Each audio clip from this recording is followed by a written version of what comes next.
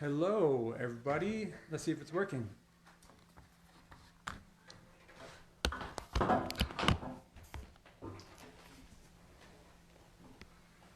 All right. I see several eyeballs.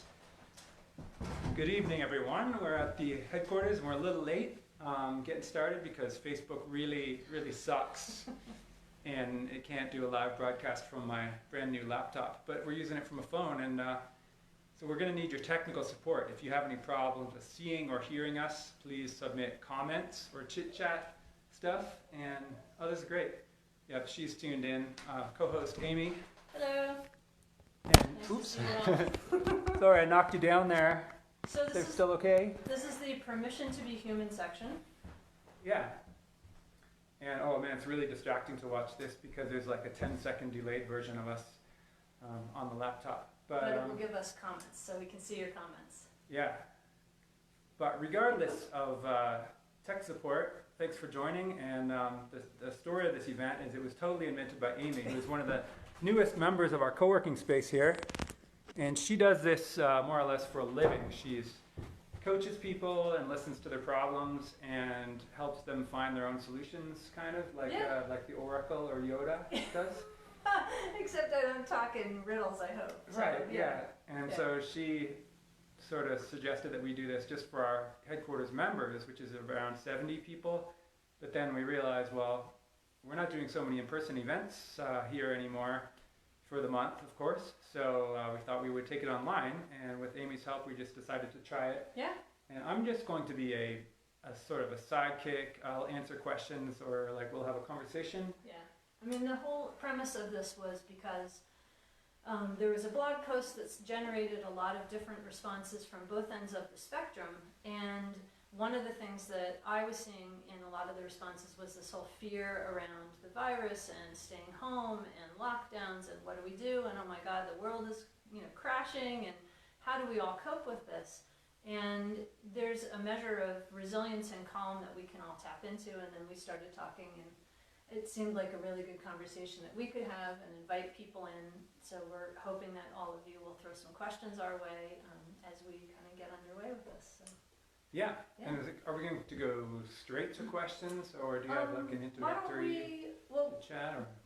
Do you want to start with just kind of what prompted this whole thing in terms of a short little, like, this is what I wrote, and oh yeah, perhaps. this is the range of. Yeah, that's a good idea. That'll give context for where we actually started on this. Yeah. So, as a financial blogger, normally I wouldn't have much to say about the the pandemic situation, but I found that it was bleeding through into so many other parts of people's lives, including causing financial panic and decision-making panic and paralysis. And then I realized it really has, our response as a society to this situation is quite similar to our responses to a lot of other things. And I find in the worst case, our decision-making becomes terrible, and we see like the present moment as being the rest of our lives, and then suddenly we can't really do anything smart, and then this actually leads to breaking our important relationships too, because we might become snappy with our spouse or our friends, or like I've heard of a lot of couples who have a disagreement on how they should handle, are we allowed to see our friends outdoors, or can we still share the kids back and forth if it's like a separated couple or whatever. And it's just a lot of going overboard without really thinking about why they're making the decisions. Somebody asked, can we turn up the volume at all? Not well, sure, only by sitting closer to you, maybe. We'll sit a little closer. Because We're using a phone. Cozy. Yeah, we're using a phone microphone, and there's no external mic on this thing. It's very tech limited for my first attempt. And mine. But yeah. Let me see what else. Hello from Wisconsin. Closer. Glad you could be here, Curtis. Oh, I'll solve this problem. So this is called On the Fly Technology. Mm-hmm. There's the comments. Okay, that's great. So yeah, when you're talking, I will read comments because it'll help inform our discussion. Yes. But, all right, so I wrote a blog post anyway about this stuff most recently, and it was mostly about can we use this can we think of this as in a positive way and a time for opportunity? And for me, it's always seemed like not that bad. Tragedy notwithstanding, I can only really understand things when I look at numbers because I'm kind of a robot. So I look at a graph that's going up and then down, and I look at it compared to the percentage of all the other things that we have going wrong, or hardships in our human life. And it's the COVID is not our biggest problem. So we should take smart steps about it, but not let it destroy our lives. But instead, I still get responses like, "This stock crash has ruined my family. I have tried to buy relatively safe businesses, but many are down 50%. The whole thing is a scam. It took years of saving and 1 month to watch it all go to hell." And can you imagine?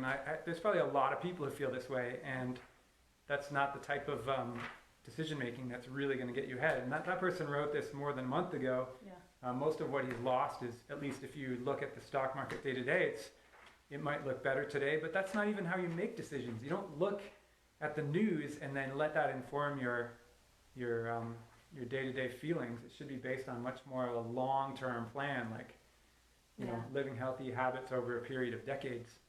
And one of the things in terms of that comment that really prompted for me was I was looking at it and hearing this imagined future was what he was being asked to give up or let go of, because especially with stocks, and I grew up in a generation where my parents always said, you buy stocks, you create a portfolio, and then you never, ever, ever touch it for decades and decades and decades, and you just leave it there no matter what happens. That was beaten into me. And so what I learned from especially my father was, that there's a way to think about this, the market is going to go up and down, but you don't want to look at it like, this is mine right now. It's not yours until you actually cash it all out. So what I heard in that comment was this imagined future that this man had, or woman had, I don't know who wrote it, but whoever it was had this imagined future of, I'm going to have this amount of money, and it's always going to be there, and it's a real thing. And the reality of the market is, if you've got a stock portfolio, it's not a real thing until you actually get the cash in your hand. And even then, it's not really a real thing because it doesn't exist. It exists in our minds. Yeah, it's very true. And then that example you're giving of stock market is true in every other sense too. Most people today, they tune in, they turn on the computer or the TV news or the radio news, and you see stuff like a record death toll in New York City, or one of the articles I read just said an unimaginable toll, and it was just one sad picture after another, body bags and ambulances and people crying, and there is ambulances and body bags and people crying 24 hours a day, hundreds and thousands of times per second. Yeah. And that's not the type of news that you should let inform your brain. Yeah. What you should be doing is deciding what am I going to do today to take care of my family's health and my health. Yeah. And if I have a money problem, what am I going to do to cut my expenses or find ways to make money? Yep. None of that has to do with what they're putting in the New York Times about these, the stock market, health crisis, or anything else. You can feel terrible about it, or you can have daily actions. I mean, one of the things that strikes me about this whole coronavirus and that it's global. And we are now being asked, for all of my life, and I've lived in a number of foreign countries where, I lived through being a little kid in, and I'm going to forget the name of it now, but, there was a health crisis where we literally had to soak everything in vinegar. You can't imagine how bad it is to brush your teeth with a toothbrush that's been soaking in vinegar all day. So, that was the thing. I had friends at school when I was 12 who died because of what was going on. And that happens, but it happens now, it's happening globally. And I think that's part of what has amped up everyone's response, is that especially in countries where we don't normally have pandemics, or we don't normally have plagues, or we don't normally have things that happen like this, we're being asked to deal with something that as a country we haven't really had to deal with or think about, because it hasn't affected us directly. And so now it's in every country, it's all over the news, and globally we're having to look at how do we live our lives, what is important to us, and what's the imagined future, and how does that how do we let go of the imagined future and look at what's going on right now, and then make smart decisions. So that's really part of the process. And you can probably see the comments a little better from where I am. Yeah, the tricky thing is they're scrolling by quite quickly, and so just so if you're watching here, Yeah. the reason I'm staring down is not because I'm not paying attention, it's because we have a laptop down here with the Facebook questions. And we can actually see them better up down And here. yeah, but they're scrolling by quickly, so So, okay, so somebody says we should limit our exposure to it and run away from 24/7 news channels. Yeah. yeah. So one of the things that I talk about a lot, and one of the things I teach a lot, is resilience. And I want to be really clear about two words in terms of resilience, because I think that goes directly to this, like, let's pay attention to reliable, data-driven news sources. So the general rule, and you may have some suggestions for things, but the general rule that I have been using and found pretty useful for most people is find one or two just graph data-driven sources, and don't listen to talking heads in general, because we're human, and any human is going to give their own spin, but you can't really argue with numbers. So what you want is, you want something that's like, what's the site we were looking at just before this? Oh yeah, so there's a forecast site. Yeah, the only thing I ever look at coronavirus related is either medical details, just because I'm a little behind on this, and I have some doctor friends now, so I'm kind of catching up to what they already can talk about. And then I look at graphs, which is like the Johns Hopkins University or Worldometer has just a graph of daily cases in each country, and in the US they break it down by state as well. And they also give you some really useful graphs. Even if you hate looking at graphs, they're actually really clear, and they're very easy to read. So my general recommendation is find one or two data-driven sites like that you can find reliable information about, just in general, the world health and how it's doing, and also medical information that is reliable. So not necessarily your neighbor down the street who just read a couple of books. Yeah.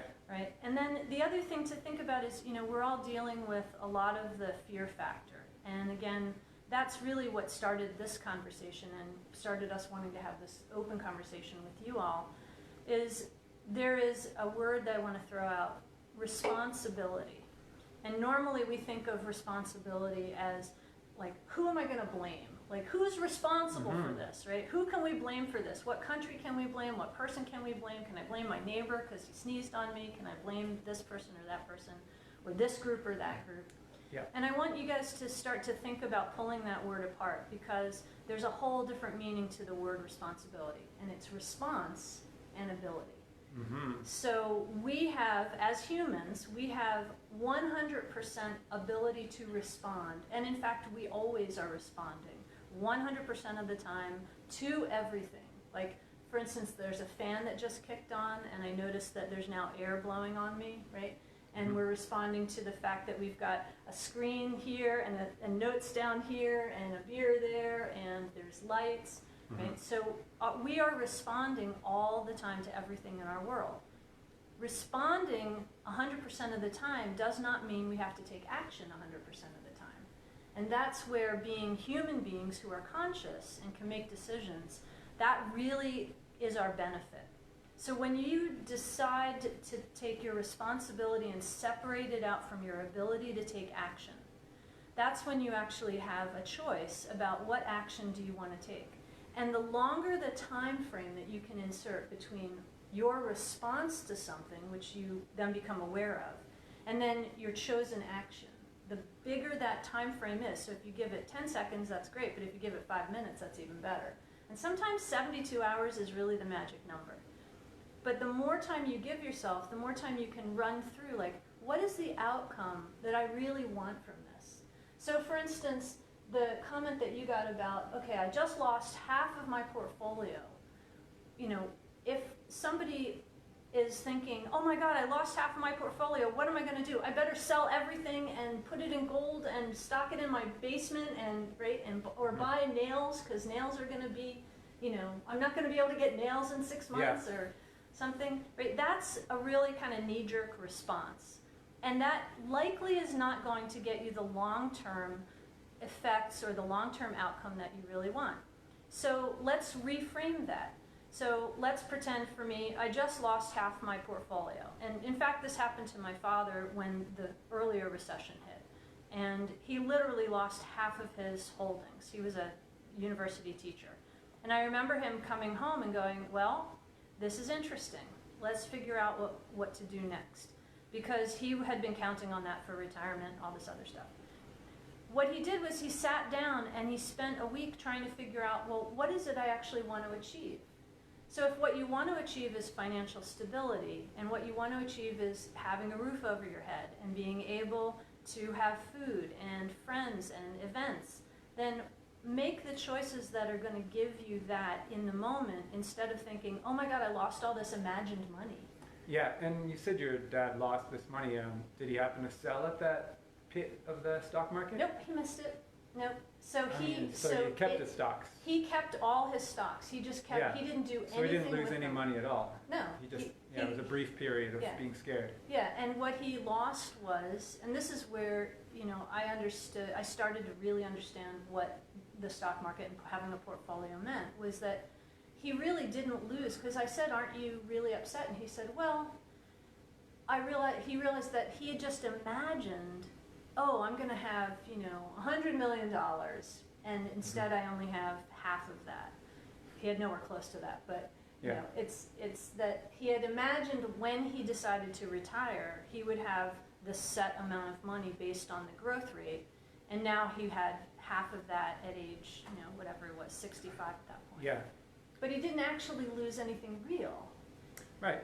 And that's kind of what a lot of these people, if they're tuning in because of my Triple M Facebook page, there seems to be a lot of thought about stock markets and should I keep investing, and it's maybe a bit out of the scope, but I will address it quickly. So if you've read much of my stuff at all, you know that I believe in the long-term perspective of investing. Yeah. So the short-term fluctuations of the stock market, and when I say short-term, I mean like 20 years and less, they mean pretty much nothing, because really the stock market is a bet on, is the US and world economy going to continue to exist or not? And, essentially it's that simple. And even right now, people, there's a lot of guessing, and the problem is people take their guesses and then they state them as if they know. They're like, well, we're going to have the biggest depression, way worse than the Great Depression. Like, you haven't seen anything. This has never happened yet. Ah! Like, it's so, you don't know that, and neither do I. Yeah. But what we do know is that everybody wants to keep working. We have hardly, we have like a giant productive population, and all the factories are still there, and all the education. And actually a large portion of our economy is still going. The newspaper doesn't talk about that, but there's still trillions of dollars per month cycling through the economy. There's just not the restaurants and like the service industry, like the hotels and stuff like that. So like 25% unemployment, like we might have for a brief period. Which we already had prior to this, in terms of the 20 to 35-year-olds. They were already at 25% unemployment. Oh, I didn't know that, but I'd have to look it up before you can double check me. But, man, that's, but anyway, like big bucket unemployment, if it lasts for a long time, like multiple years, then that would have a big effect. Yeah. And it might be hard to recover from that, but, it could go either way.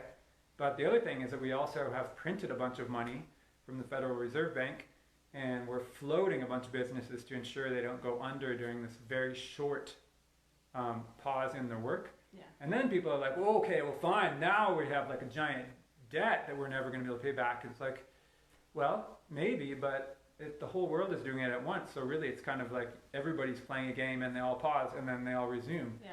I mean, these are all kind of imagined, like country debts and currencies, they're all just a made-up human invention anyway. Yeah. All that really matters is, do we agree to keep doing interesting stuff and inventing things? And if we do, and if we're not going to war with each other and wasting our productive, and blowing up our cities and our factories. And people. And people, yeah. Oh yeah, forgot about people. Typical robot, only thinks about the machines.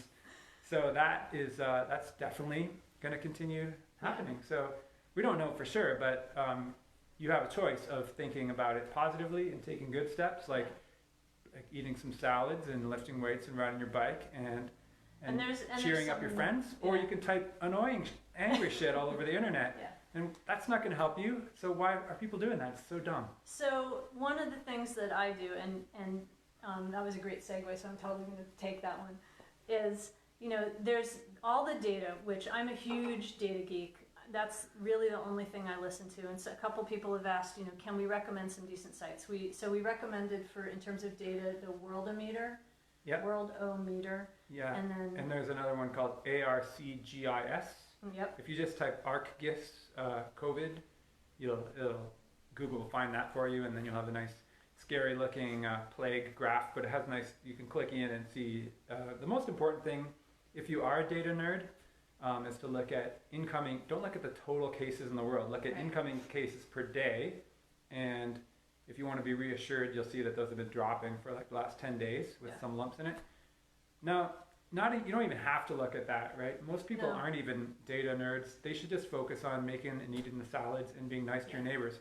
However, so mindset things. Oh, I'm sorry. Yeah, the worst thing you could do is like read the scary news. Yeah. Like or New the York talking Times. Heads. Or the oh yeah, I keep forgetting that there's even worse stuff than reading the New York Times. There's like bullshit on TV, which is like I haven't seen that in 25 years. Even BBC World News, which I used to that was my general go-to. I rarely watch I've never watched local news pretty much ever.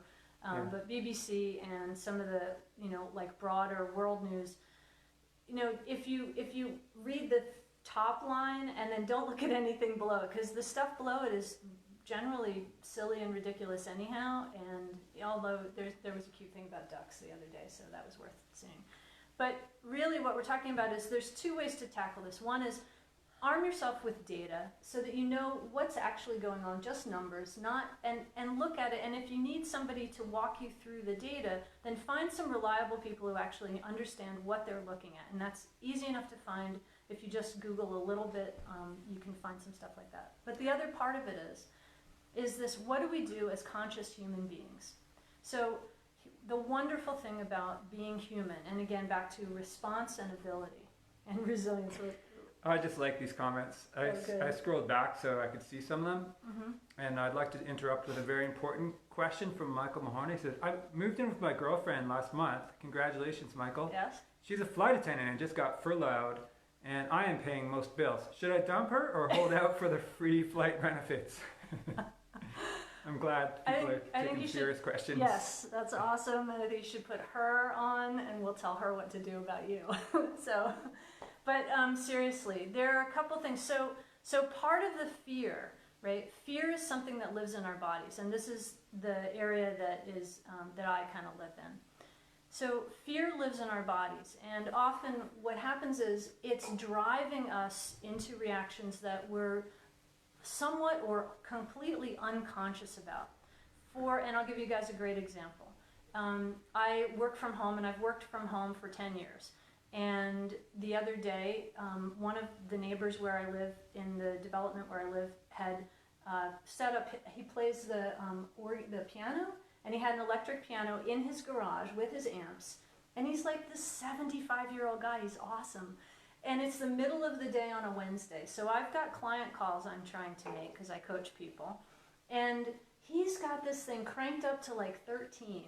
And there's a bunch of people standing around, and I had every window, I shut every window in my house. I was trying to be on client calls, and I've got this music blasting, and I loved it. I mean, it's great music, but I'm like, I'm having a hard time coaching people. So when I finished up the one client, I walked over and I listened, and I waited till he got finished, and there's a bunch of my neighbors sitting around the corner and across the street. And this thing, man, it sounded like the best live concert ever.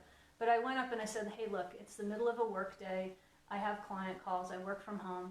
Could you just lower the volume, please? Because I'm like 8 houses away around the corner, and I can still hear you, and it's really loud. And he said, oh, yeah, it's fine. So he lowered it. And as I'm walking away, some of the neighbors who were there said, oh, really loudly, so I could hear it, but not to me, obviously. And they said, oh, some people just want to keep us depressed, and what a joy kill, and they're just trying to keep us really depressed. And I thought, you have first of all, I didn't ask him to stop, but what I noticed was they were making an assumption about what they thought I had said to this guy and where they thought I was coming from. And where I was coming from was, it's literally too loud for me to coach my clients. And I love the music. And I even said to him when I asked him, could you turn the volume down? Hey, could you do this on the weekend? Because this would be awesome. We could have a dance party in the street, staying 10 feet away from each other. And he's done it. He's actually started just playing on Saturdays and Sundays, which is really cool. So that whole idea of what do we say, how do we react, where are we coming from when we're not really understanding that it's a place of fear. So I want to give people a couple of really practical things that they can do. Even if you think you're the calmest cucumber on the planet and you're like, oh, I'm totally chill, I got this, I got my mask, I'm staying 10 feet away, I don't have anybody else in my house, I don't have to worry. There's probably still, it's hard to get away from all of the information, especially if you're reading anything at all from the public realm. So there's a couple of good, really quick tricks that you can use, whether you're feeling really anxious and panicky, or really upset, or fearful, or just like bewildered, like what the hell is going on, what do we do? So a couple of really quick things. And so the first one is just a breathing technique. And I'm a real fan of breathing techniques because, again, science geek. When you breathe deeply, you trigger your parasympathetic nervous system. And when you trigger your parasympathetic nervous system, your cortisol level goes down, your stress hormones go down, and your whole body relaxes. When your body relaxes, your brain gets more oxygen. When your brain gets more oxygen, you can think more clearly. When you can think more clearly, you make better decisions. When you make better decisions, you don't do stupid shit. And that means you continue calming yourself down, making better decisions, and actually separating out response and action. So the simple, easy, quick, most simple breathing technique is whether you're sitting or standing, if you put both feet flat on the floor, and feel free to close your eyes. And what I want you to do is just take a couple of easy breaths. Don't worry about it. It doesn't have to change. Whatever your breathing is, it's fine the way it is. But on the first inhale and exhale, just notice the height of your body from the top of your head to the bottom of your feet. And just let yourself notice that whole length of your body. And then notice on the next inhale and exhale, the width of your body from shoulder to shoulder and from front to back. So how much space, how much presence do you actually take up in the world? So feel the amount of space, feel the amount of presence you have. And then the third round of breath, lean back about maybe half an inch and lean into all of your know-how, all of your knowledge, all of your experience. Because that's something you always have with you. And we often forget, oh right, I've lived this long on the planet. I know a lot of stuff. And I can use all that. And then take one more breath and just let go of anything else that's hanging on. And you can use that 4-breath technique anywhere you want. You can do it with your eyes open. You can do it standing in the line outside of the Home Depot or the supermarket. Well, you can do it when somebody, is really frantic in front of you and you're like, oh, calm down. Just if you do it and you're around people, and this is another science piece that I love. So human bodies co-regulate. And what that means is that if I talk really fast and I'm really upset like this, I'm likely to make everyone around me a little tenser. But if I'm calm and I talk more calmly and I'm breathing slower and my whole body posture is a little more relaxed, all the people around me unconsciously are going to co-regulate. And the more I can hold that kind of space where I'm calm, I'm not really panicking, I'm just thinking about, oh, this isn't, this is dealable, it's interesting, it's challenging. I'll just take a couple more deep breaths and lean into my experience.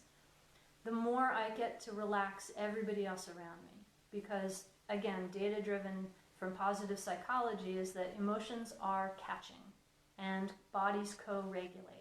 So the more we each can embody this response and considered action, or a calmness, the more we're going to affect the other people around us in a positive manner.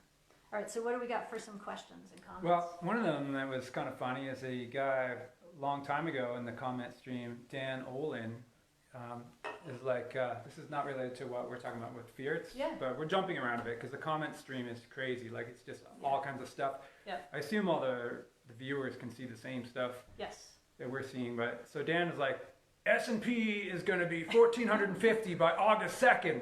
And I'm like, sure, like, I don't know, and neither do you, Dan. You have no fucking idea what the stuff, I don't even know what the S&P is now.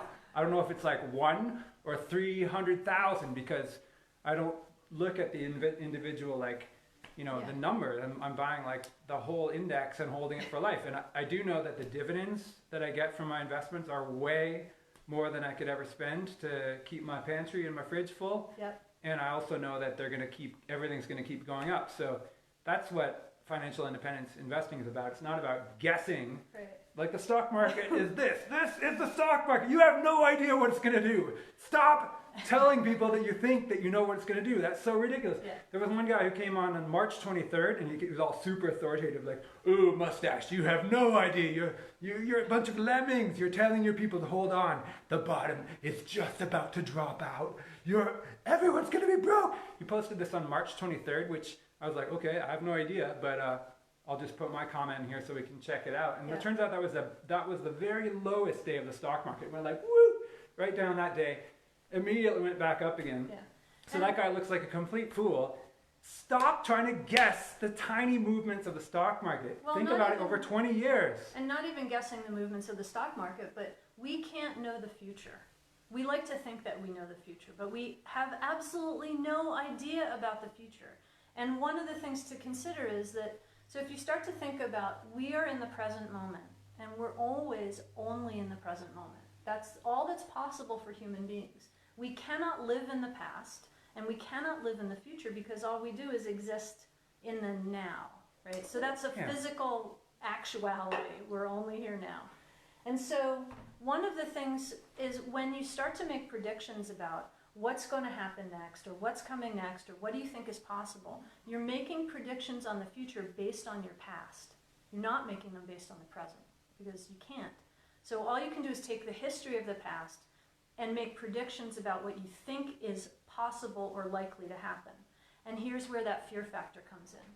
Because if you're being driven by fear, or if you're being driven by the unconscious emotions around a particular situation, like the whole virus or anything happening, really, if you've lost your job, it doesn't matter whether it's within this, challenging time of the pandemic.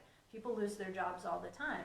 You can either make decisions around that based on being driven by the fear of, oh my God, what am I going to do next? This is ridiculous. I don't know what to do. Or you can sit back and give yourself a little space and time to breathe and say, okay, wait, what's the outcome I want to work towards? And what are the actions or moves that I can make right now that will set me up for that desired outcome? So again, it's separating your response, particularly emotional response, and your ability to make really smart decisions and think long-term, not try and guess what the future holds. Yeah, I'm just looking for more questions. Pardon me, I'm kind of the rude coffee shop patron here. Well, he's going to feed the questions in. So I want to give you guys another couple of practices that will help lower your anxiety, lower your stress, because there is a real physical reaction that we have when we're stressed. And particularly, I'm used to working by myself all day long, every day for years and years and years, and not really seeing other humans during the day. So for me, this whole situation hasn't really changed much. It has definitely cut out my 2 hours of working at a coffee shop or a co-working space in the mornings, which is something I do miss. But wait, we're in a co-working space right now. Right, and and we've got a table, and it's not really that bad. No. So one of the things, though, that you can do, and this is a really great little acupuncture piece, and this can help with two things. So I'm going to give you two here. So we will, again, for anybody who's just joining us now, we will save this, we will repost it, you can rewatch it, you'll be able to feed us questions. You can always reach either one of us on our Facebook pages. So we've got, you want to give your Facebook page so I don't do it wrong? We're on it. These people must know where it is because they found it here. But when I post it online... Oh, sorry, yes. Facebook.com/Mr. Money Mustache. Right. And for mine, it's facebook.com/anunstoppableife. So one of the things, again, a quick physical thing that you can do, we did the 4-part breathing, you can do that anywhere. So another really quick thing is if you take your right hand and you do the kind of Girl Scout, I'm not sure if it's the Boy Scout promise too, but it was the Girl Scout promise with your right hand, and you take your left hand and you just put your fingers right in the middle of your palm and you gently move it around in the center. It's gonna not feel like you're doing anything, but what it does is it actually triggers what you're aiming for is this part of your palm, and you want to do this very gently and kind of cup your left hand. But if you do this very gently, what it does is it will trigger the the space around your heart. It's the pericardium in terms of acupuncture. And so what that does is it releases tension around your heart, which if you do any breathing or yoga or meditation, you will kind of connect with that being heart chakra. I don't know much about chakras, but I do know enough about pressure points that this will also release tension. You'll also help you breathe a little bit easier. Now, a lot of people have been telling me they're getting migraines and headaches. So there are 2 really quick things you can do physically in terms of acupuncture, acupressure for migraines and headaches. I love the migraine one because a lot of people have migraines and you can't get rid of a migraine with regular Tylenol or Advil. Usually you have to take like S-Jig or some other really heavy duty painkiller, which is not great. So this is a acupuncture point that works really well for that. So first, headache thing. If you have a regular old headache, stress headache, or just any kind of headache, so if you take, it doesn't matter what hand you start with, but you take your thumb and you put it right in between here, and you take your other finger right here, and what you're gonna do is just gently press like this in a circle, so I'm rubbing. If you have a headache, do one, do the other, and see which one hurts more. Do that one first. And you're gonna rub pretty hard. Usually, I'll give you guys a hint. When I do this, if you do it to somebody else, it gets rid of their headache faster. And I will give the thing I've always found, which is funny, which is when guys have a headache and I do this, their response is, ow, ow, ow, that hurts like shit. And then when I do it to girls, they're like, yeah, do more, that's better. Oh, that's great. Very interesting. So that's the regular headache one. And then if you have a migraine, you take the first 2 fingers of your right hand and you start right at your elbow, right here, and you're gonna just rub right down your arm, very gently, right down the middle part of your arm, very smoothly, press a little bit, not too hard, not too light, just about 5 or 6 times. Do that maybe 2 or 3 times over the course of the day. A lot of people have found that that relieves their migraines, and it relieves it for 24 hours, which is pretty awesome. Cool. So, yeah. So I have kind of a related one, actually. So Tommy from Arizona wrote, please continue to do these online sessions. Not all of us can get to Colorado to come see you. But my question is, where do you 2 find your sources of positivity to balance out the negativity we get flooded with every day? And that's kind of, that's something that I can answer. We don't even need Amy's help for this one because I've been like railing on this subject for years. And it's like, first of all, you don't seek out the sources of negativity. They're all around, but you can really shut them down for the most part. And then positivity I get from reading about things that I'm interested in. So I do a fair amount of those, mindfulness and meditation type books and websites and stuff. Like, for example, I've been using an app on my phone called Cactus, and it's just like a really simple thing that makes you write like a 1-sentence journal every morning. It sounds like very hokey and simple, but boy does it work. And then another thing I'm in favor of is Camp Calm by this friend of mine, David Kane in Canada. It's a really good online course that he runs sort of virtually, and it all really just boils down to calming down your mind, slowing down the sources of information, and then filling in your mind with what you know works. And so for me, I've been retired for so long that I've kind of made some mistakes and figured out some correct things for me. And I know what it takes to have a good day and make me feel positive. And for me, it's going to sound really boring because I say this all the time, but I have to get outside my house pretty early in the day, go for a walk. I usually come down to this building. This is the headquarters co-working space that I started. And then I usually do like a workout here outdoors and then talk to people who happen to be working here. And then, just that little nugget that's like the first hour of my day, it pretty much sets a stage, and then everything else is just Yeah. naturally flowing because you've done these things that are pretty like probably biochemically, it's like injecting really good happy hormones into your body and like frees up your brain. You're not poisoning it by reading news articles in the morning. And then I'll come home and do some writing and do some, hang around with my son and get groceries and all the regular parts of life. But it's just just think about a daily routine. Like your days have to have good stuff and not a lot of bad stuff. And it's really that simple to have a positive. Yeah, and so my background is positive psychology, which I like because it's all data driven. So I love, because what you outlined is essentially what Csikszentmihalyi talks about in terms of humans thrive. And we thrive when we have physical activity, when we're eating healthy, when we're connected to something bigger than ourselves, like community, and when we're doing things that have a positive outcome or a positive impact on more than just ourselves. And, key point, when you're doing something that is challenging enough that it keeps you really interested and growing or changing, right? So growth mindset. And when it's exciting enough that it keeps you interested even if the challenge is somewhat difficult. So all of those also add to a positive mindset. A really key thing is about sunshine. So human beings, okay, great, we're back. Hopefully we're back. Hopefully we're back, yeah. So human beings need sunshine. So we need some really key pieces, and these all will help with positive mindset. One is we need sunshine. Two is we need exercise of any kind. So even if you just get up in the morning and you just stretch your body in any like weird shape, right, for 5 minutes every morning, that's going to help you feel better. When you feel physically better and your muscles feel a little less tight, you're less inclined to start to focus on what's not working. And then that goes right into growth mindset and positive thinking. So positive thinking is not Pollyanna. It's not about finding the blue sky in the clouds. It's really about the fact that human minds only focus on one thing at a time.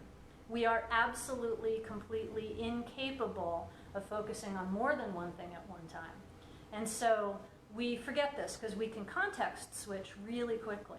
And so we think we're multitasking, but we actually aren't. We suck at it. So the more that you focus on what is working, the more that you focus on what is making you feel good, the more that you focus on the things that are, like you said, doing some writing, or the things that make you happy or keep you interested. Like, I love building things. So whenever I find myself with extra time, I start building stuff. And that, I love that because it's a challenge. It makes me think about stuff. I have to problem solve. And generally what I'm building is something for somebody else. I also have a tendency, I just put this together, when I get in a really bad mood, like I'm really fucking pissed off at something, I bake. And then I give my baking away to my neighbors, which, by the way, if you're in Asheville and you were my neighbor there until recently, I know you guys are all missing my cookies and my cakes, so sorry. But I'm not all that annoyed right now, so I probably wouldn't be baking that much. But finding something to do that you can create and then give to others, or something that will bring other people together. Now, given the fact that we've got to stay home, or you might be on a lockdown depending upon where you are, how do you make connection with people, right? So there's all kinds of ways to do that. You can have a tea date with somebody outside and stay 10 feet away, which is something I've been doing with some people here. You can go take a walk with somebody around a lake. If you're living in a place where you're allowed to, walk around in the park, just stay 10 feet away. It's really simple. But having that kind of connection and that kind of communication is really going to up the positivity factor in your life without it feeling fake and without it feeling like, oh, I'm trying to do this. What other questions we got? So this stream of questions has made me realize I'm going to have to do more events like this that are more finance-based, because most of the questions are financial. Which makes sense, because we're on your page. Yeah. Maybe we'll switch and we'll do some online. I apologize to everybody who came here looking for finance stuff, because it's more about fear and stuff like that, but it really does tie into the same things. But I'll answer a couple things right now that I've seen. So one person, just because it's an interesting subject, somebody asked, what are you going to do with your stimulus check? And So the whole $1,200. yeah, right. So it's a good question. So I'm not going to get one because I reported the income too high last year, I think, to qualify. But if I did get one, just hypothetically, if I were still saving for retirement and it was a pretty hardcore project, I would invest it in lower cost stocks. And on the other hand, if I was feeling comfortable and better off, I would try to pump it into probably what they want us to do, which is local businesses in the area of my choice, probably the businesses that I think are doing the most good and the things I want to keep around the most. Yeah. So there's a great local coffee shop that I could think of. Yeah, right. You know, so I actually have gift cards. spent about $1,000 locally since the shutdowns happened. So it's basically a pretend stimulus check, and I just did exactly that. You know, I bought a bunch of fancy like whiskey and stuff from the Dryland distillery that my friend Nels runs. You know, basically for me it's a year's. I bought like 3 bottles of it. That's like a year's supply, but I figured I'd buy it all at once because he wanted to have the money to keep paying his employees. And then I've been getting takeout from restaurants, like kind of fancy restaurants that I like. They're right in the neighborhood, like in these houses, and I would really like them to stay in business. And even though I prefer to eat in the restaurant, I would rather get takeout for now if it helps them stay in business. And supposedly the kids get a stimulus check too, like $500 for the kid. So if my son gets that, he's probably going to blow it all on video games and music software, as he tends to do. And one of the other things that you can also use that for, like again, gift cards for local businesses. It's a good one. There are a lot of local businesses that have started doing that and offering them online. That's a really great way to help a local business stay afloat until they can get us back in the door. Also, I noticed that a lot of the local businesses where there are either waitresses or baristas who, that's really the way that they were paying for school or paying their rent.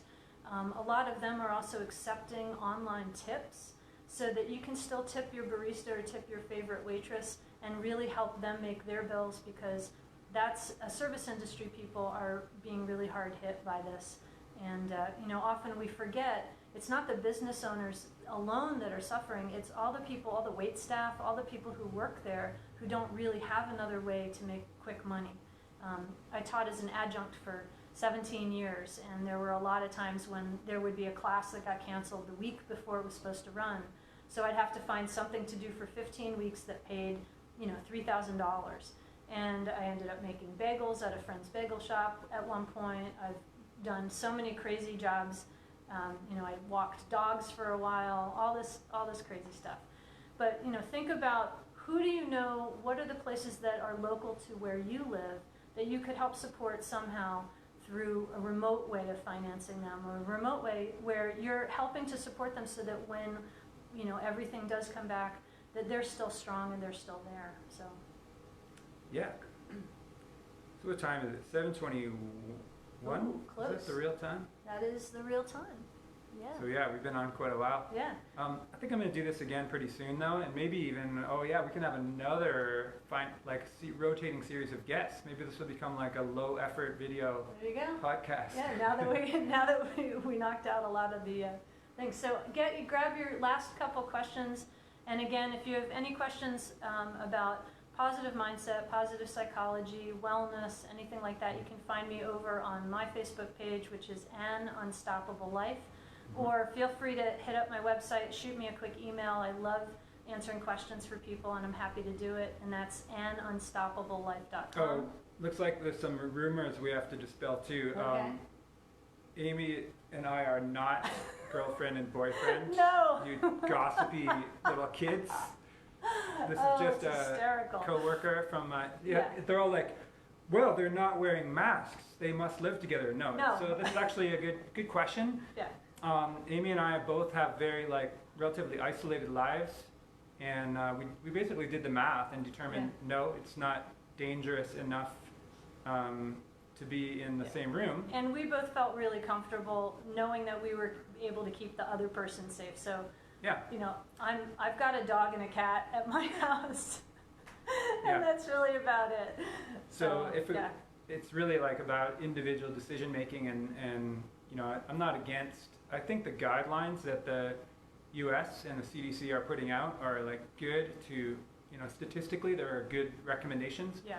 But I'm also not in favor of people not seeing their friends or doing like low risk one-on-one stuff, because I understand the math and it doesn't support that level of Fear. of craziness, right? So you don't have to be the face mask or the social distancing police Right. and put shit on Facebook and like, well, you guys shouldn't be in the same room. Like, no, that's not your job as citizens. Right. So one of the things, it's funny, we were talking about this before as we were setting up, because I walk around a local lake every day, and there's about half the people are wearing masks and half the people aren't. But I've been really impressed that the majority of people, like 99% of the people, whether they're walking or whether they're on bikes or they're running, they will make sure that, you know, we all make sure we're staying at least 6 to 8 feet away from each other, whether we've got masks on or not. And what I really like about that is that it shows that people are really waking up to paying attention to how do we keep each other safe and healthy. And there's a real connection to community that happens when we are really paying attention to that. And it's something that Pete and I talked about. It's like, well, are we going to wear masks? Are we going to do this in this space? And it's like, well, yeah, because we looked at what made sense for doing this and what made sense for us as individuals. So, yeah. Uh-oh, Mariana says, stop reading, more smiles. Okay, sorry. I'm totally getting into like But Facebook Yeah, situation. but he also has got all the comments there, so. Yeah, so Yeah. anyway, this was a great experiment. I Yeah. apologize for the rough nature of, because I had not done it before. Amy's more experienced, but even so, we've never done something with such like not together and never Right. with so many comments. So I'll figure out a way. I think what would be nice is we'll do this again and we'll have like a moderator who reads and they kind of interrupt Yep, the guest and I, Yeah. and then they can curate those questions, and then it'll be like a little talk show. And man, I don't want it to turn Yeah. into like Donald Trump little press briefing where it's just to hear myself talk, but no, at the same time, these questions are so interesting, like I can't not answer them. yeah. So anyway, But Thanks. it's great, and thanks for joining us, and thanks Yeah. for the opportunity to do this, because, you know, it was just a great opportunity to have to talk about, like, what's driving all this, and how do we tackle it, and how do we help people, you know, kind of find their way through it, so. yeah, and I think we'll probably keep the replay on because it's not too terrible. No, I was going to No. delete it if it really sucked, but I'm pretty Okay. sure from all the comments, it does not suck. yeah, and I'm going to read through all these comments. I think I can actually type up answers You can. later. You can, yeah, so So- what we'll do is, you can type up answers, and then if you save it, you Mhm. can you'll save me, give me the download, we'll post it on both our sites, and you Ah. can actually type answers later that people will see on your site. Yeah. Yeah. Okay, sounds good. All right, well, Yep. thank you for tuning in. Thanks so Amy. much, and for- thanks Pete. And well, yeah, oh, we're supposed to do like this, Danger. right? Yeah, I thought, see, I'm so old fashioned. I was going to do a handshake, but we're going Thanks to tune out again. now. Talk to you later. Oh no, it's still on. I can't end it. Okay, let's go like this.